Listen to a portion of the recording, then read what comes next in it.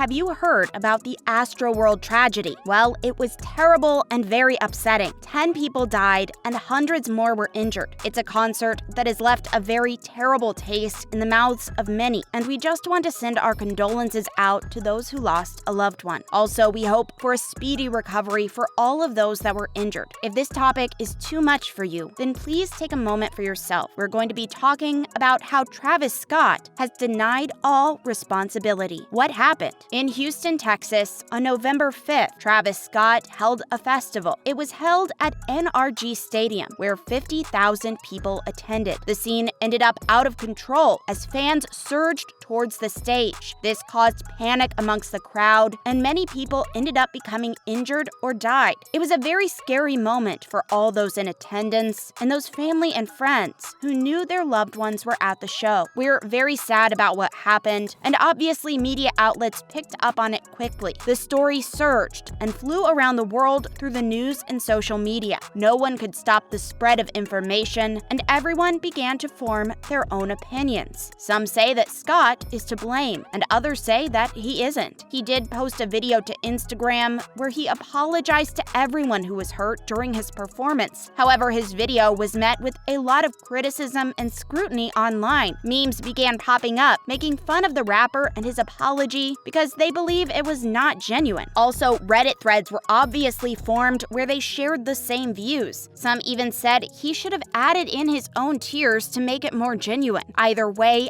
everyone has an opinion, but people really wanted to know what Scott thought about the whole thing. With lawsuits being filed and Fortnite dropping his dance from the game, everyone was wondering what he could possibly be thinking. Will he get in trouble? He even tried to pay for the funerals of those that passed, but they declined his offer. And to be honest, we don't blame them at all for doing that. What did you think when you heard about this devastating tragedy? Do you think Scott is to blame? Tell us down below, because this is quite an interesting thing to talk about. Also, do you have any examples of other concerts where the performer managed to stop the show at the right time? Please share with us what you know. The interview. Scott did a 51-minute interview with Charlamagne Tha God that was posted to YouTube. He went on to talk about his perspective of what happened in November. Apparently, he's been on an emotional roller coaster since the tragedy. He also said that he didn't know there were injuries and fatalities at the event while he was performing. He said, "After the show, you're just kind of hearing things, but I didn't know the exact details until minutes before the press conference. And even at that moment, you're just like, wait,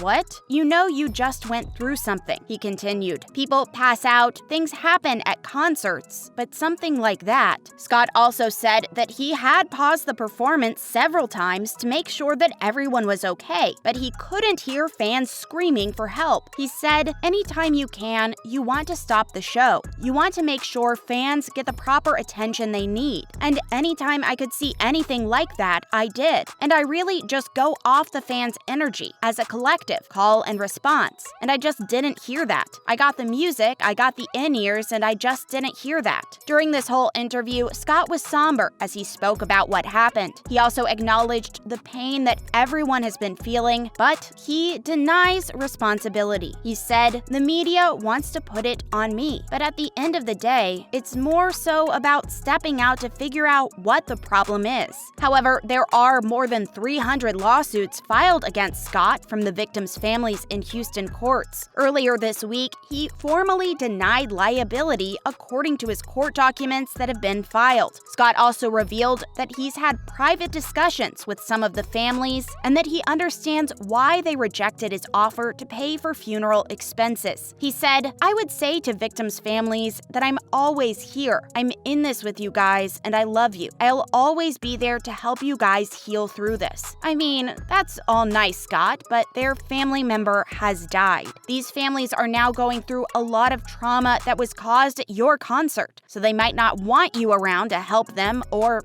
your love. What do you think about all of this? Do you think there's more he could do for the victims' families? Keep watching because we're not done yet. This interview was a lot to unpack. The raging. Scott's performances tend to incite the culture of raging. This is where he provokes the crowd to rush the stages and security. Charlamagne pressed him on this and if this contributed to the deaths. He said, "It's something I've been working on for a while. while creating these experiences and trying to show these experiences are happening in a safe environment. As artists, we trust professionals for when things happen that people leave safely. And this night was like a regular show. It felt like to me, as far as the energy, it didn't feel like people didn't show up there just to be harmful. People just showed up to have a good time, and then something unfortunate happened. And I think we really just gotta figure out what that was. Raging. They have a textbook definition, but at concerts, we've grown it to be just the experience of having fun. It's not about harm, it's not about that. It's about letting go and having fun, helping others, and love each other. The show isn't just rambunctious for an hour, that's not what it is.